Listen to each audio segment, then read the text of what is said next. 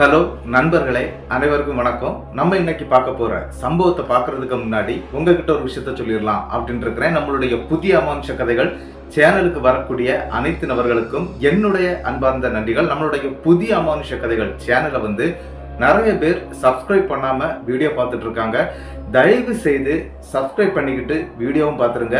மறக்காம பெல் ஐகானை தட்டிருங்க. உங்க லைஃப்ல இத மாதிரியான அமானுஷ்ய சம்பவங்கள் ஏதாவது நடந்திருந்தா அதை என்னுடைய வாட்ஸ்அப் நம்பருக்கு ஒரு வாய்ஸ் நோட்டான் மற்றும் மெசேஜ் நீங்க அனுப்பலாம். என்னுடைய வாட்ஸ்அப் நம்பரை டிஸ்கிரிப்ஷன்லயும் கொடுத்துருக்கிறேன், இந்த டிஸ்பிளேலையும் தெரியும். கண்டிப்பா ஃபாலோ பண்ணிக்கிடுங்க.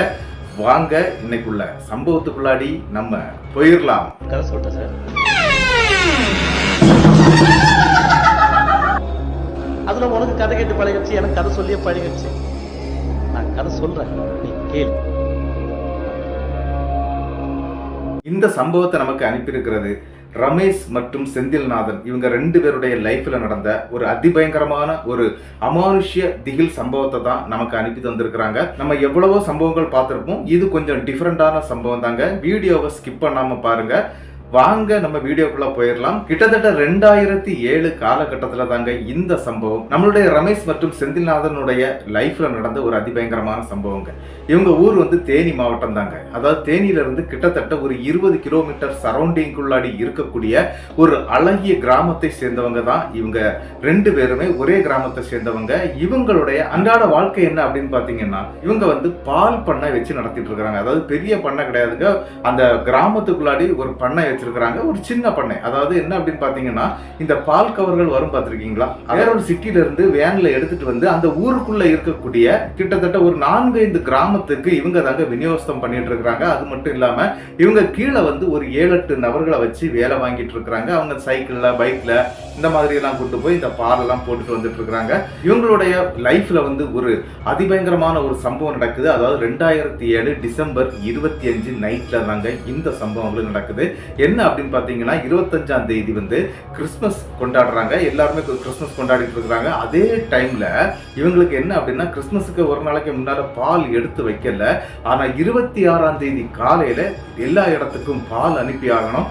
அதுக்காக என்ன பண்றாங்க அப்படின்னா, இந்த சிட்டில போய் பால் எடுத்துட்டு வருவாங்க அப்படின்னு நான் சொன்னேன் இல்லையா, அதை 25ஆம் தேதி நைட்டு இவங்கள்ட்ட இருக்கக்கூடிய பால்களை அங்கே சப்ளை பண்ணிட்டு இருக்கிறாங்க.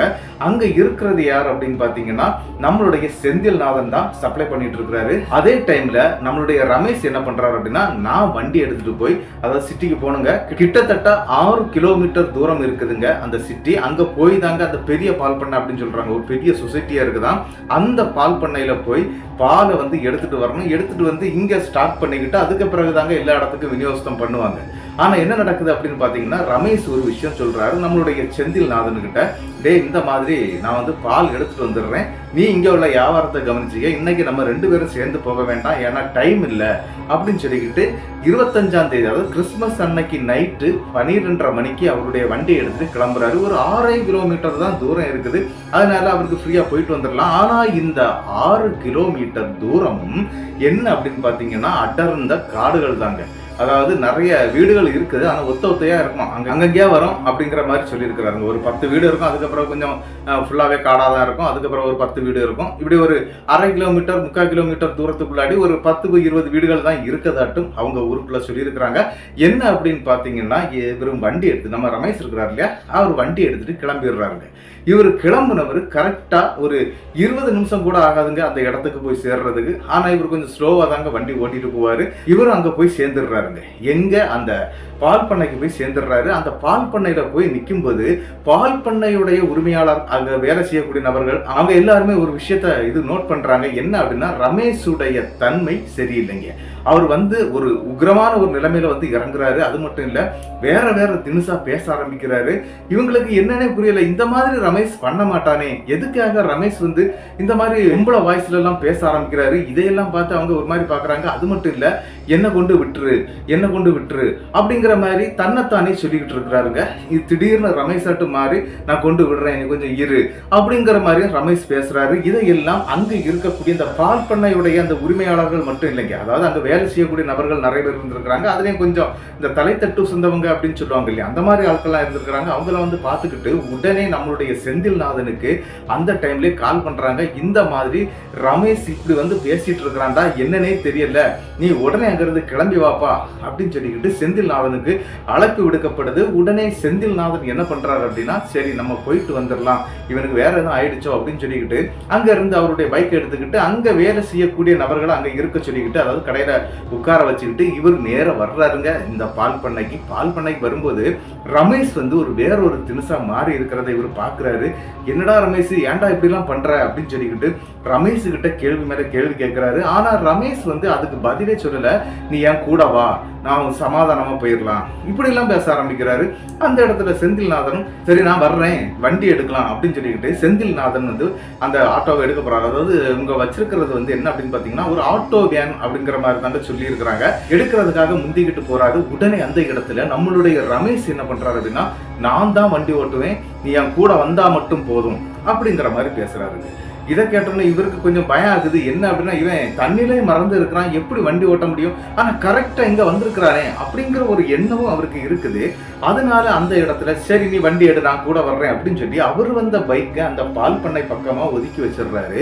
வச்சுக்கிட்டு அங்க இருக்கக்கூடிய ஆட்கள்கிட்ட சொல்லிக்கிட்டு இவரும் அந்த வண்டியில ஏறி உட்கார்ந்துடுறாருங்க. நேர வண்டி போக ஆரம்பிக்குது. வந்த வழியை பார்த்து தான் போகுதுங்க. இவங்க போற வழியில வந்து கிட்டத்தட்ட 3 டேனிங் இருக்குதுங்க. அதாவது இந்த மலைக்குன்று பக்கம் போற டேனிங்னு சொல்லப்படுதுங்க. அந்த மாதிரி ஒரு மலைக்குன்று பக்கத்துல வண்டி திரும்புதுங்க. அது 2வது டேனிங்ல அந்த வண்டி திரும்புது. டே அங்க எங்கடா போற, நம்ம ஊருக்கு ஸ்ட்ரெயிட்டா தானடா போகணும் அப்படின்னு சொல்லிக்கிட்டு அந்த இடத்துல செந்தில்நாதன் சொல்றாரு, இல்ல நான் கூப்பிட்டா நீ வருவேன்னு சொன்ன, என் கூட தான் வரணும் அப்படின்னு சொல்லி பேசுறாருங்க. இவருக்கு எதுவுமே புரியல. சரி எங்கடா போற அப்படின்னு சொன்னா, நீ என் கூட தான் வரணும் அப்படிங்கிற வார்த்தையை மட்டும்தாங்க சொல்ல ஆரம்பிக்கிறாரு. இவருக்கு எதுவுமே புரியல. திடீர்னு ஒரு சம்பவம் நடக்குது. என்ன அப்படின்னா, அந்த டேனிங்ல வந்த உடனே அந்த இடத்துல நம்மளுடைய ரமேஷ் டக்குன்னு ஒண்ணுக்கு இருக்கணும் எனக்கு அப்படின்னு சொல்லிக்கிட்டு இறங்கிடுறாருங்க. வண்டி அந்த டேனிங்ல விட்டுருக்கிறாரு. அப்படி ஒண்ணுக்கு இருக்க போறாரு. திடீர்னு ரமேஷ் மறுபடியும் உள்ள வந்து ஏறுறாரு. வண்டி எடுக்கிறாரு. டே உனக்கு என்னடா ஆச்சு, ஏன்டா இந்த மாதிரி பைத்தியகாரத்தனம் எல்லாம் பண்ணிட்டு இருக்கிற அப்படின்னு சொல்லிக்கிட்டு அந்த இடத்துல நம்மளுடைய செந்தில்நாதன் கேட்கிறாரு. ஆனா அந்த இடத்துல அந்த ரமேஷ் அப்படிங்கிற அந்த நபர் வந்து எந்த பதிலும் சொல்லலைங்க. கூடவே வந்துட்டு இருக்கிறாரு. நான் சொல்றத மட்டும் கேளு, ஏன் கூட வா, ஏன் கூட வா, இந்த மாதிரி பேசிட்டே இருக்கிறாருங்க. ஆனா என்ன அப்படின்னா, இவர் அந்த இடத்துக்கு பால் பண்ணைக்கு போனார் இல்லையா செந்தில்நாதன், அந்த நேரத்துல அங்க இருக்கக்கூடிய நபர்கள் வந்து இவர் லேடிஸ் வாய்ஸ்ல பேசினாரு அப்படிங்கிற விஷயத்த சொல்லவே இல்லை. அதுவும் அவங்க மறைச்சாங்களா இல்ல அவங்களுக்கு அந்த நேரத்துல சொல்ல முடியாம போச்சுதா அப்படிங்கிறது தெரியல. ஆனா இந்த டைம்ல என்ன நடக்குது அப்படின்னு பாத்தீங்கன்னா, திடீர்னு லேடிஸ் வாய்ஸ்ல அந்த வண்டியை ஓட்டிக்கிட்டே பேசிட்டு இருக்கிறாரு. என்னடா பேசுற, உனக்கு வாய்ஸ் என்னடா ஆச்சு அப்படின்னு சொல்லிக்கிட்டு அந்த இடத்துல நம்மளுடைய செந்தில்நாதனும் கேட்கிறாரு. ஆனா அங்க இருந்து அவர் லேடிஸ் வாய்ஸ்ல தாங்க பேசிட்டு இருக்கிறாரு. அதுவும் கொஞ்சம் காமத்தன்மையுடன் அந்த பேச்சுவார்த்தை வளருதுங்க. ஆனா அந்த இடத்துல என்ன நடக்குது அப்படின்னு பாத்தீங்கன்னா, கிட்டத்தட்ட இவங்க போயிட்டு இருக்கக்கூடிய அந்த ரூட்ல வந்து ஒரு 1/2 கிலோமீட்டர் தூரம் போகும்போதே வண்டி ஆஃப் ஆயிருதுங்க. வண்டி ஆஃப் ஆன உடனே அந்த இடத்துல டக்குன்னு வண்டியை விட்டுட்டு என் கூட வா, என் கூட வான்னு சொல்லிட்டு கீழே இறங்கிடுறாரு ரமேஷ். செந்தில்நாதனுக்கு என்ன பண்ணணும்னே தெரியல, தன்னுடைய நண்பனுக்கு என்ன ஆச்சுன்னு தெரியல, ஏதாவது பண்ணணுமே அப்படின்னு சொல்லிக்கிட்டு அந்த இடத்துல யோசிச்சுக்கிட்டு இருக்கக்கூடிய நம்மளுடைய செந்தில்நாதன் அவரும் அந்த வண்டியை விட்டு கீழே இறங்குறாருங்க. வண்டியை விட்டு கீழே இறங்கி, டே என்னடா இந்த மாதிரி எல்லாம் பண்ணிட்டு இருக்கிறா, வாடா வீட்டுக்காதும் போகலாம் அப்படின்னு சொல்லி கூப்பிடுறாரு. நானும் உன்னை வீட்டுக்கு தாண்டா கூப்பிடுறேன், வாடா வாடா அப்படின்னு சொல்லிக்கிட்டே இருக்கிறாரு அந்த ரமேஷ். ஆனா என்ன நடந்துச்சு அப்படின்னு பாத்தீங்கன்னா, அதாவது இந்த சம்பவம் நடக்கிறது நள்ளிரவு கிட்டத்தட்ட 12:30 to 3 மணிக்கு முன்னாடி தாங்க இந்த சம்பவம் நடந்துகிட்டு இருக்குது. கிட்டத்தட்ட சொல்ல போனா ஒரு 2-2:30 மணிக்கு. அந்த டைம்ல அந்த ரோடு இருக்கு பாத்தீங்களா, அங்க போய் நிக்கிறாங்க இல்லையா, அது வந்து ஒரு மண் ரோடுங்க. அதாவது தார் சாலை கிடையாது. அந்த ரோட்டுக்கு யாருமே போக மாட்டாங்க. இவன் எதுக்குடா இங்க நம்மளை கூட்டிட்டு வர்றான் அப்படின்னு சொல்லிக்கிட்டு யோசனையிலே நின்றுட்டு இருக்கிறாரு. அதே மாதிரி என்ன அப்படின்னா, இவர் இறங்கி கொஞ்ச தூரம் நடந்த உடனே ஒரு ஒத்தையடி பாதை அந்த மலைக்குன்றுக்கு மேல சைட்ல போகுதுங்க. அது ஒரு ஒத்தையடி பாதை மாதிரி போகுது. அந்த பாதையில போய் நிக்கிறாரு. இதை பார்த்த உடனே இவருக்கு புரிஞ்சிருது, நம்ம ஏதோ ஒரு பெரிய பிரச்சனையில மாட்டிட்டு இருக்கிறோம் அப்படின்னு தெரிஞ்சுக்கிட்ட நம்மளுடைய செந்தில்நாதன் ஒரு வேலை பார்க்கிறாரு. என்ன அப்படின்னு பாத்தீங்கன்னா, அவர் கையில தான் மொபைல் இருக்கு பாத்தீங்களா, அந்த மொபைலை எடுத்து டக்குன்னு அந்த கடையில வேலை செய்யக்கூடிய நபர்களுக்கு கால் பண்ணி சொல்றாரு. அதே மாதிரி நம்மளுடைய செந்தில்நாதனுடைய அண்ணனுக்கும் கால் பண்ணி சொல்றாரு, நீங்க சீக்கிரம் இந்த இடத்துக்கு வந்துருங்க, இந்த ஆட்டோ இந்த இடத்துல நிக்குது, அதாவது அவங்க அவங்க வந்த வண்டி இருக்கு பாத்தீங்களா, அது இந்த வழியில பிரேக் டவுன் ஆகி நின்றுடுச்சு, ஆனா அதுக்கு பிறகு வண்டி போக முடியல அப்படிங்கிற மாதிரி சொல்லி இருக்கிறாரு. அதனால நீங்க உடனே அந்த இடத்துக்கு வாங்க அப்படின்னு சொல்லிக்கிட்டு இவரும் கூடவே போறாரு. இவருக்கு கையில இருக்கக்கூடிய அந்த மொபைல் டார்ச் லைட்டை யூஸ் பண்ணி தாங்க அந்த மலை குன்றுல மெல்ல மெல்லமா மேல ஏறிக்கிட்டே இருக்கிறாரு. ஆனா முன்னாடி போகக்கூடிய நம்மளுடைய ரமேஷ் வந்து ஒரு ஆக்ரோஷத்தோட போயிட்டு இருக்கிறாரு. அப்படி அந்த மலை குன்றுக்குள்ள ஏறும்போது சரி வந்த நபர்களுக்கு, அதாவது நம்ம எங்க போயிருக்கிறோம் அப்படிங்கிறது தெரியாது, அதனால ஏதாவது ஒரு தடயத்தை விட்டுட்டு போனோம் அப்படின்னு சொல்லிக்கிட்டு அந்த இடத்துல நம்மளுடைய செந்தில்நாதன் என்ன பண்றாரு அப்படின்னா, அவர் வச்சிருந்த வண்டி சாவி இருக்கு பாத்தீங்களா, எந்த வண்டி சாவி அப்படின்னு கேட்டீங்கன்னா பைக்கை வச்சுட்டு வந்தாரு பாத்தீங்களா, அந்த சாவி இவர்கிட்ட தான் இருக்குது. அந்த வண்டியுடைய, அதாவது அந்த வேனுடைய சாவி ரமேஷ் கிட்ட இருக்குதுங்க. உடனே அந்த இடத்துல என்ன பண்றாரு அப்படின்னா, அந்த பைக்கு சாவியை கரெக்டா அந்த ரோட்ல தெரிகிறது மாதிரி வச்சுக்கிட்டு, அந்த குன்றுக்கு மேல போறது மாதிரி அப்படி காட்டுறது மாதிரி வச்சுக்கிட்டு அவர் அங்க இருந்து போறாரு இவருடைய பின்னாரங்க. ஆனா அந்த இடத்துல ரமேஷ் வந்து திரும்பியே பார்க்கல, வேகமா நடக்க ஆரம்பிக்கிறாரு. அது ஒரு மலை குன்று, அது அப்படியே மேல நீக்கி போயிட்டே இருக்குது. இவரும் கூடாலேயே போயிட்டு இருக்கிறாரு. ஒரு மேடு வரும், அதுக்கு பிறகு பள்ளம் கிடையாதுங்க, அடுத்தது கொஞ்சம் தூரம் பிளைனா அப்படி நடந்து போய் மறுபடியும் ஒரு மேடு வரும். அப்படி ஒரு 3 மேடுகளும் இந்த ஒத்தையடி பாதையை தான் போயிட்டு இருக்குது. அங்க போகும்போது ஒரு பாலடைந்த ஒரு ஓட்டு வீடு இருக்குதுங்க. அதுவும் இவ்வளவு நாள் அந்த இடத்துல அவர் போனதே கிடையாது. அது இதுக்கு முன்னால் அந்த மாதிரி இடத்துக்கு அவர் போனதே கிடையாது. அங்க இப்படி ஒரு வீடு இருக்கிறதும் நம்மளுடைய ரமேஷுக்கும் தெரியாது, நம்மளுடைய செந்தில்நாதனுக்கும் தெரியாது. ஆனா இப்ப பார்க்கும்போது அந்த இடத்துல ஒரு வீடு இருக்குது. அந்த வீடை பார்க்கும்போது ரொம்ப நிலை குலைந்த நிலைமையில இருக்கிறத பாக்குறாரு. என்ன அப்படின்னா பால் அடைஞ்சு போய் இருக்குதுங்க. ஆனா சின்ன வீடு தான், ரொம்ப பெரிய வீடெல்லாம் கிடையாது.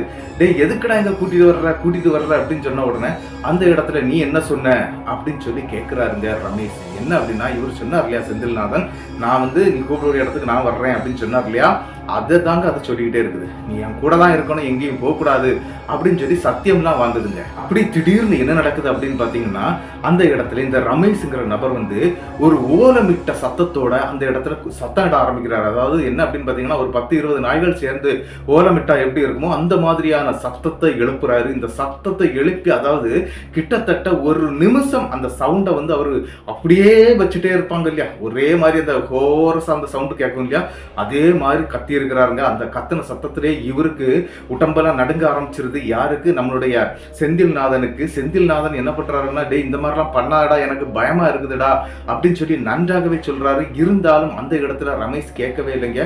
திடீர்னு ஒரு வேலை பார்க்கிறாரு ரமேஷ். என்ன அப்படின்னா, அந்த வீட்டுடைய கதவுங்க அது ரொம்ப நாசாகி போயிருக்குது. இந்த உளுத்து போயிருக்கும் அப்படின்னு சொல்லுவாங்க இல்லையா, ஒரு மாதிரி தண்ணீர் எல்லாம் பட்டு நாசாகி போயிருக்குது.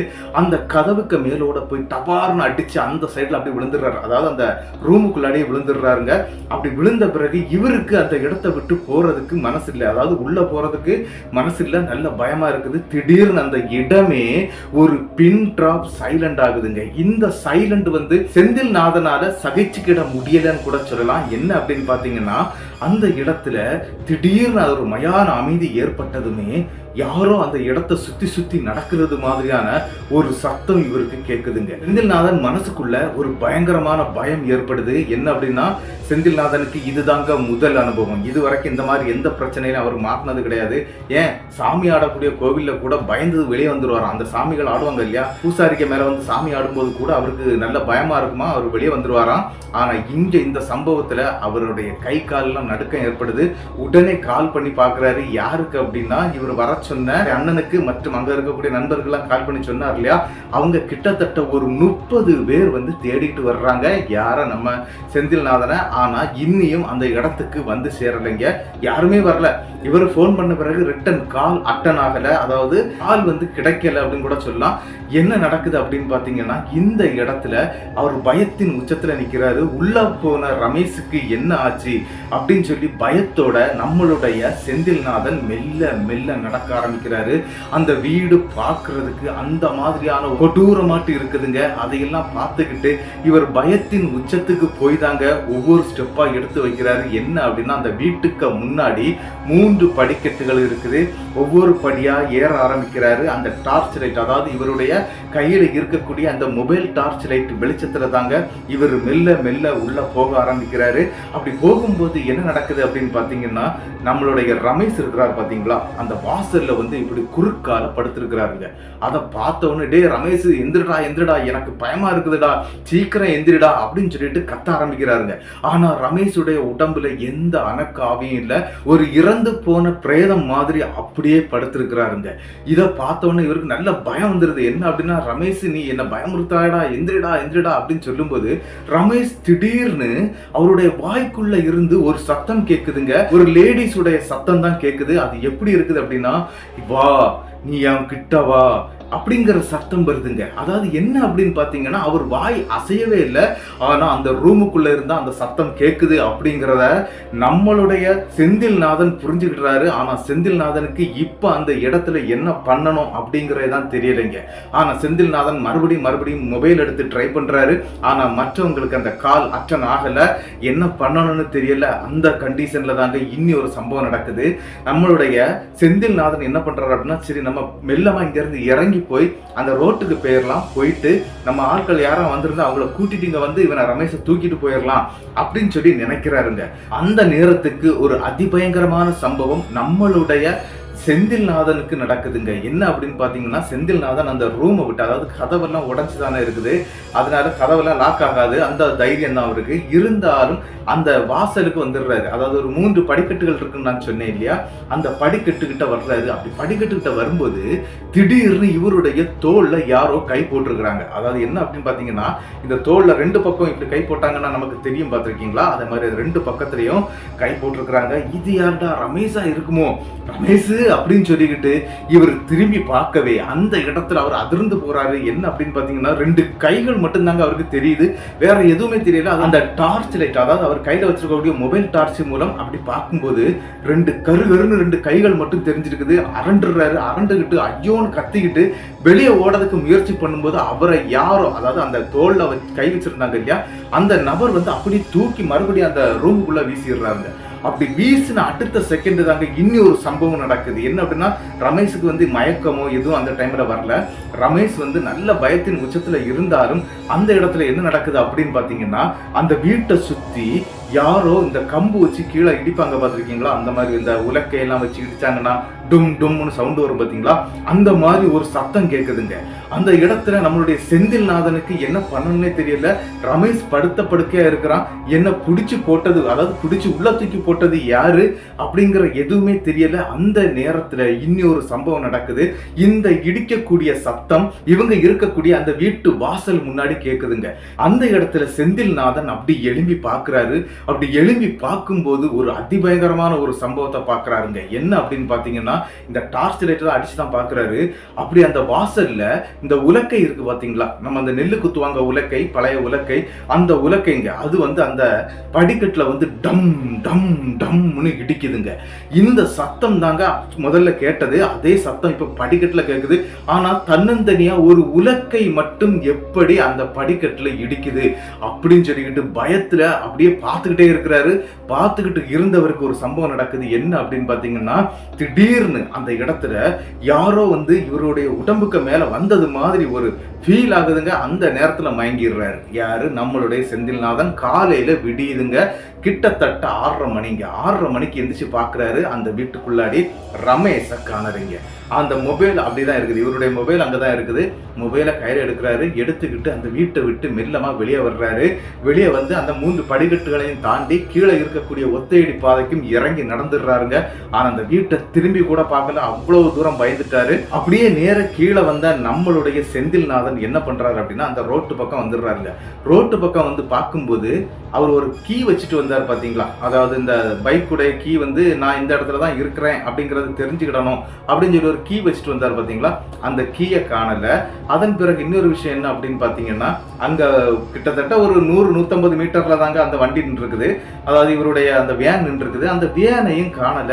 இங்க என்ன நடக்குது அப்படிங்கறத புரிஞ்சுக்கிடவே முடியாத நம்மளுடைய செந்தில்நாதன் என்ன பண்றாரு அப்படின்னா, அந்த ரோட்ல வந்து நின்று தாங்க மறுபடியும் எல்லாருக்குமே கால் பண்றாரு. அப்படி யாருக்கு முதல்ல கால் பண்றாரு அப்படின்னா, தன்னுடைய அண்ணனுக்கு தான் கால் பண்றாங்க. அவங்க அண்ணன்ல இருந்து கிட்டத்தட்ட 30 பேர் அந்த ஏரியாக்குள்ள தேடிட்டே இருக்கிறாங்க. இவன் எங்க போனான்னு தெரியலையே அப்படின்னு சொல்லிக்கிட்டு தேடிக்கிட்டே இருக்கிறாங்க. அந்த டைம்ல என்ன நடக்குது அப்படின்னு பாத்தீங்கன்னா, இவங்க கூட்டத்துல இருந்த ஒரு நபர் வந்து இவரை பாத்துடுறாரு. அதாவது என்ன அப்படின்னா, ஒரு 30 பேர்ல ஒரு நபர் வந்து இவரை பார்த்தாரு, செந்தில்நாதனை பாத்துடுறாரு. டே செந்தில்நாதா, நீ எங்கடா போன அப்படின்னு சொல்லிக்கிட்டு அவங்க கத்த ஆரம்பிச்சிட்டாங்க.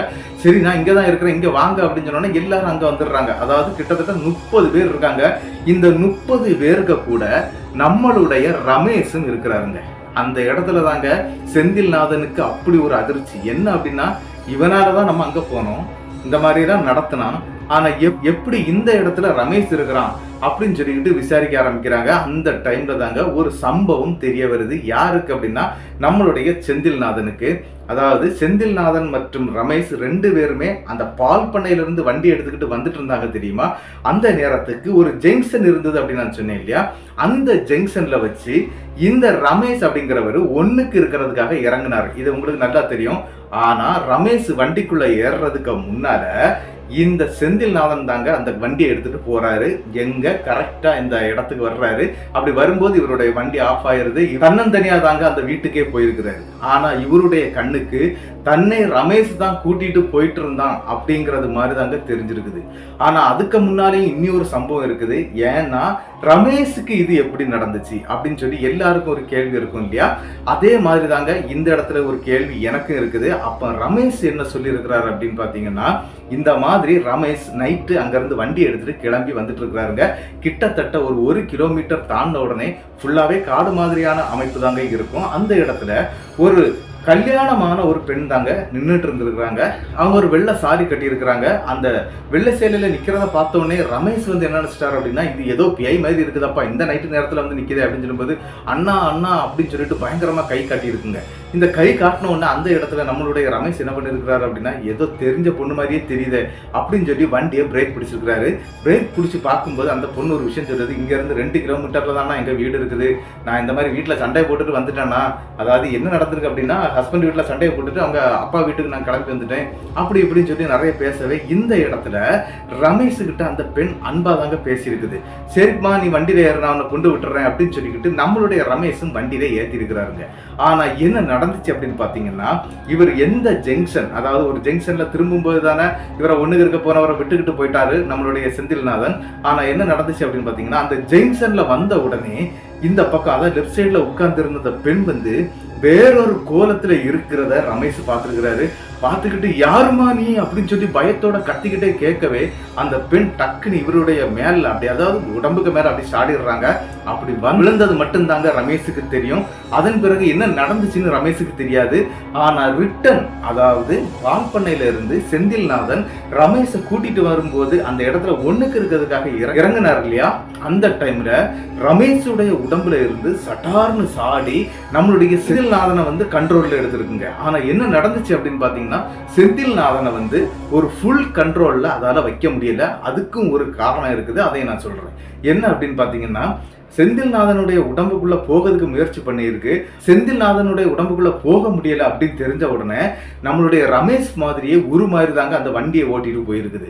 ஆனா இது நம்மளுடைய செந்தில்நாதனுக்கு தெரியாது. செந்தில்நாதன் நினைச்சது என்ன அப்படின்னா, என்னுடைய நண்பனுக்கு தான் ஏதோ பிரச்சனை, அவனை காப்பாத்த தான் நம்ம போயிட்டு இருக்கிறோம் அப்படின்னு மட்டும்தாங்க அவரு நினைச்சிருக்கிறாரு.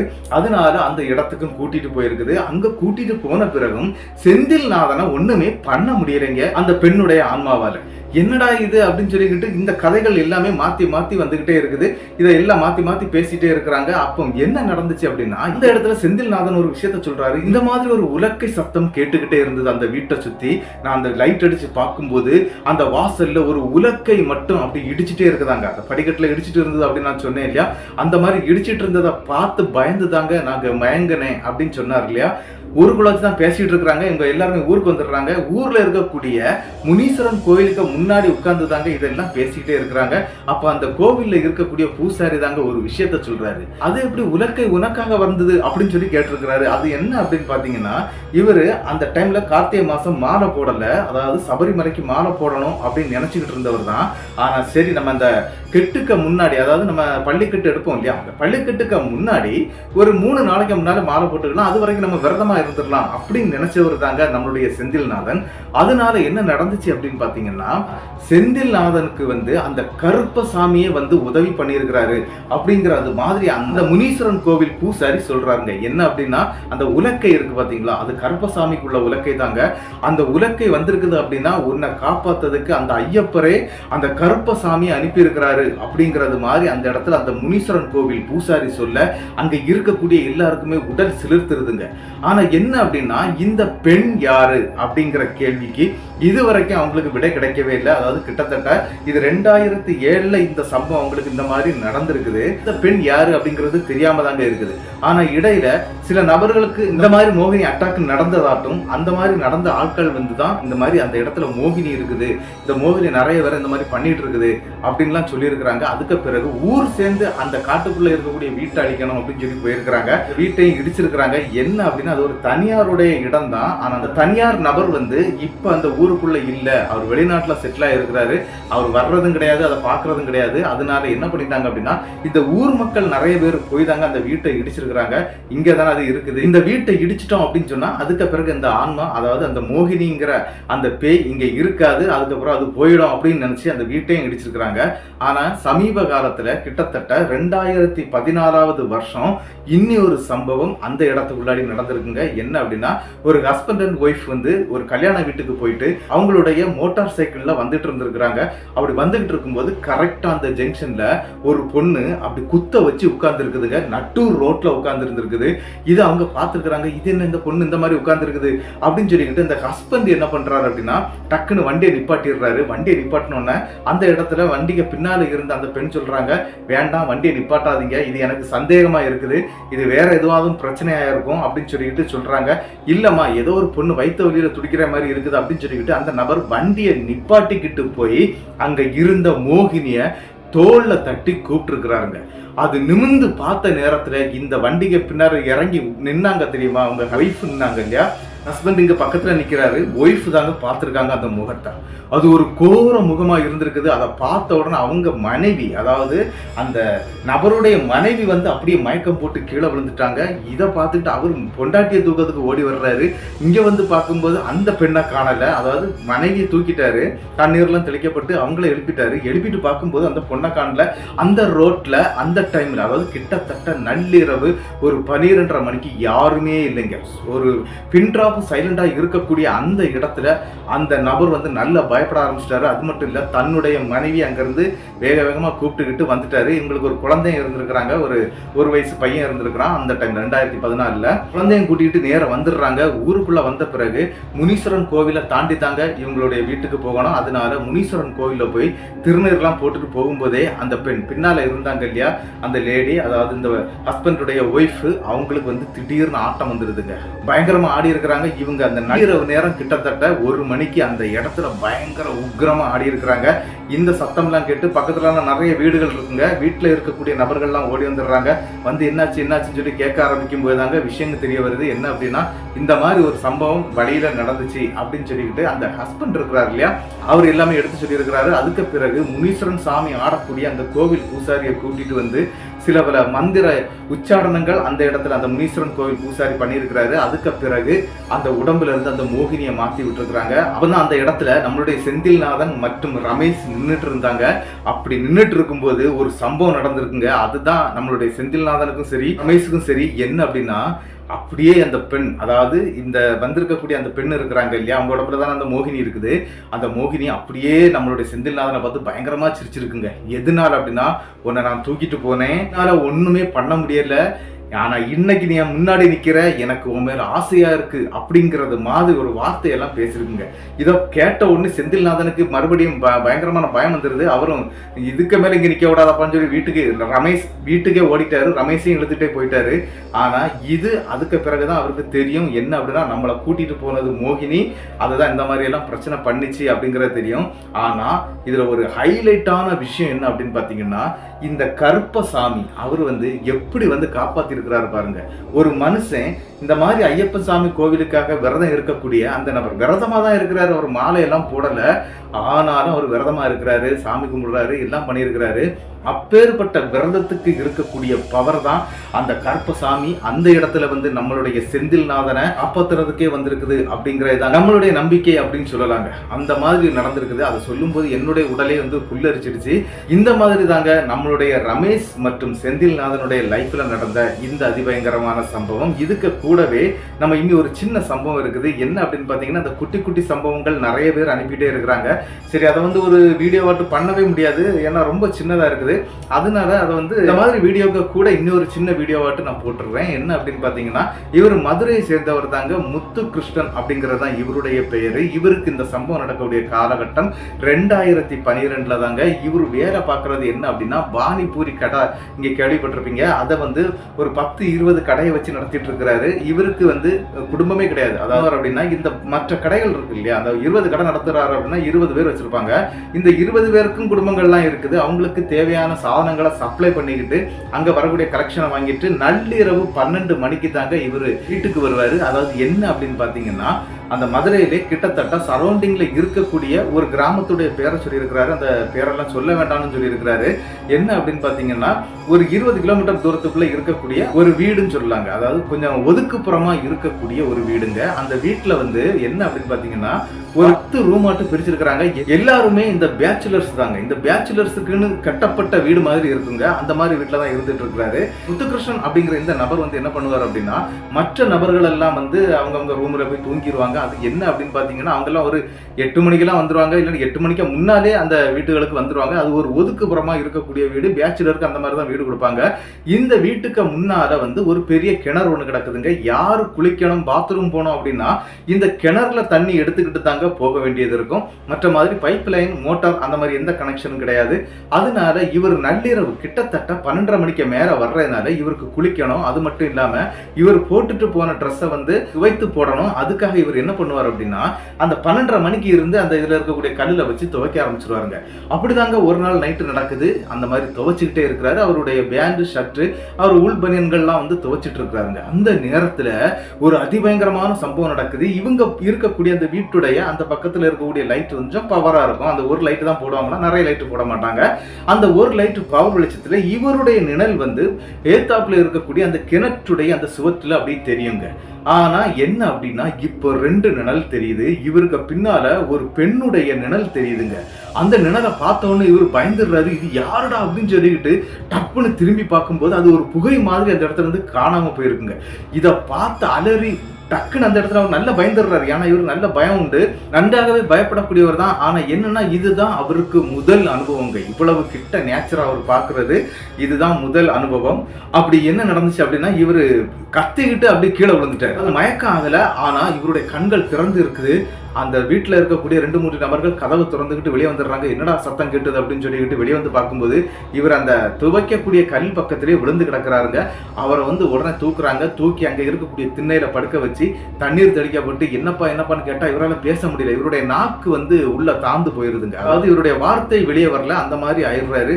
மறுபடியும் அவருடைய நெஞ்செல்லாம் தடவப்பட்டு, கழுத்தை தடவப்பட்டு, தரையை தடவப்பட்டு, அதுக்கு பிறகு தாங்க அவர் பேச ஆரம்பிக்கிறாரு. அந்த இடத்துல என்ன அப்படின்னா, மற்ற நபர்கள்லாம் இது வந்துட்டாங்க. அப்ப அந்த கிட்டத்தட்ட ஒரு 10 ரூம் இருக்குதுன்னு சொன்னீங்க, 9 நபர்கிட்ட இருக்கிறாங்க.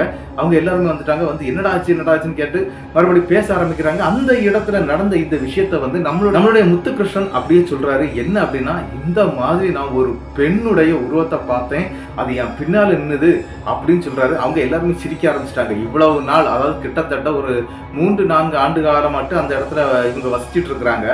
எங்களுக்கு இதுவரைக்கும் இந்த மாதிரி நடந்தது கிடையாது, இதெல்லாம் நீ உன்னுடைய கற்பனை அப்படின்னு சொல்லிட்டு மற்ற நண்பர்கள்லாம் சொல்லிக்கிட்டு இவரை வந்து வீட்டுக்குள்ள விட்டுறாங்க. இவர் வீட்டுக்குள்ள போனாலும் இவருக்கு என்ன அப்படின்னு பாத்தீங்கன்னா, இவர் கனவு காண ஆரம்பிக்கிறாரு. தூங்குறாரு, ஆனா கனவு வருது, அதுல ஒரு பெண்ணுடைய உருவம் வருது.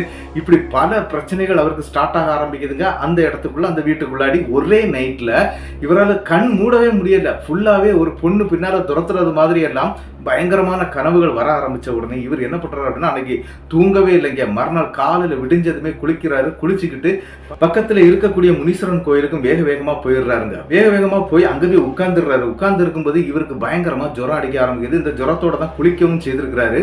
அங்க போய் உட்கார்ந்து திருநூறை போட்டுக்கிட்டு அப்படியே உட்கார்ந்து இருக்கிறாரு. அந்த நேரத்துக்கு கிட்டத்தட்ட ஒரு 1.5 மணி நேரம் கழியுங்க. ஒரு 10:30 மணி இருக்கும் காலையில. அந்த டைமுக்கு அந்த கோவிலுடைய பூசாரி அந்த பக்கமா வர்றாரு. வரும்போது ஏன்பா ஒரு நாள் கூட அந்த கோவில் பக்கம் நீ வரமாட்ட, என்ன இன்னைக்கு வந்து கோயில்ல உட்கார்ந்துருக்கிற அப்படின்னு சொன்ன உடனே இங்க நடந்த அனைத்து சம்பவத்தையும் அப்படியே சொல்லியிருக்கிறாரு. ஆனா அவர் பார்த்துக்கிட்டு பயங்கரமா சிரிக்க ஆரம்பிச்சிட்டாரு. யாரு அப்படின்னா அந்த முனீஸ்வரன் கோவில் பூசாரி. டேய் ஒன்றும் இல்லடா, அது ஒரு பாவப்பட்ட ஒரு ஆன்மாடா, நீ அதை போய் பார்த்துட்டு பயந்துருக்கிறியே அப்படின்னு சொல்லிட்டு அவரும் சிரிச்சிருக்கிறாரு. என்னன்னு சொல்லி இவர் கேள்வி கேட்க ஆரம்பிச்சிட்டாருங்க. யார் அப்படின்னா நம்மளுடைய முத்துகிருஷ்ணன் அந்த பூசாரிகிட்ட கேட்கிறாரு. அப்பதான் அந்த பூசாரி ஒரு விஷயத்த சொல்றாரு. என்ன அப்படின்னா நீங்க இருக்கக்கூடிய வீடு ஒரு 5 வருடத்துக்கு முன்னால ஒரு குடும்பம் வாழ்ந்த வீடு. அந்த குடும்பத்துல வந்து ஒரு 19 வயசு பொண்ணு இருந்திருக்குது. அந்த பொண்ணு வந்து திடீர்னு எதற்காக தற்கொலை பண்ணிச்சுன்னு தெரியல. நீங்க இப்ப குடிக்கிற அந்த தண்ணி இருக்கக்கூடிய அந்த கிணத்துக்குள்ளதான் விழுந்து இறந்து போச்சுது அப்படிங்கிற விஷயத்த சொல்றாங்க. ஆனா அந்த பெண்ணுடைய ஆன்மா அடிக்கடி அந்த கிணத்து பக்கம் வர்றத நிறைய பேர் பார்த்துருக்குறாங்க. ஆனா என்ன அப்படின்னா இதுவரைக்கும் யாருடைய உடம்புலையும் வந்து அந்த பெண்ணுடைய ஆன்மா தொந்தரவு பண்ணது கிடையாது. அதனால நாங்களும் அதை கண்டுகிடுறது கிடையாது. ஆனா அங்க இருக்கக்கூடிய உங்களுக்கும் எந்த தொந்தரவும் வர்றது மாதிரி எங்களுக்கு தெரியல. ஏன்னா 4-5 வருஷமாட்டு ஆட்கள் இருந்துட்டு இருக்கிறாங்க. அவங்க எல்லாம் இந்த மாதிரி எந்த பிரச்சனையும் சொல்லல அப்படிங்கிறது மாதிரி எல்லாம் அந்த இடத்துல அந்த முனீஸ்வரன் கோவில் பூசாரி சொல்லி முடிச்சிருக்கிறாரு. அதன் பிறகு இவருக்கு அங்க இருக்கக்கூடிய இந்த சாட்டை பிரம்பு அப்படின்னு சொல்லக்கூடிய ஒரு பிரம்பு கம்புங்க, அந்த கம்பை எடுத்து இவருடைய தலையில வச்சு சில மந்திர பூஜைகள்லாம் செய்திருக்கிறாரு. அதுக்கு பிறகு இவருக்கு தாயத்தெல்லாம் கட்டி கொடுத்திருக்கிறாரு. அதன் பிறகு அவருக்கு எந்த பிரச்சனையும் இல்லை.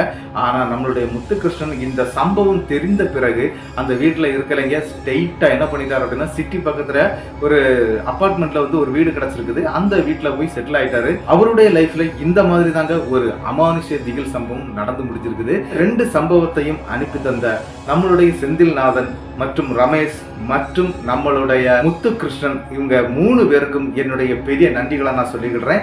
இந்த சம்பவம் எப்படி இருந்துச்சு அப்படிங்கிறத உங்களுடைய தாழ்மையான கருத்தை நம்மளுடைய கமெண்ட் பாக்ஸ்ல கமெண்ட் பண்ணிட்டு போயிருங்க. அது மட்டும் இல்ல, இந்த வீடியோ உங்களுக்கு பிடிச்சிருந்தா இந்த வீடியோவுக்கு ஒரு லைக்கை கொடுத்துருங்க. அது மட்டும் இல்லாம இந்த சம்பவத்தை உங்களுக்கு தெரியக்கூடிய அனைத்து நபர்களுக்கும் ஷேர் பண்ணி விடுங்க. மறக்காம சப்ஸ்கிரைப் பண்ணிக்கிட்டு பெல் ஐக்கானையும் தட்டிருங்க. அடுத்த வீடியோவில் சந்திக்கும் வரை உங்களிடமிருந்து விடைபெறுவது உங்கள் நாகர்கோவில் நாகராஜன். நன்றி நண்பர்களே.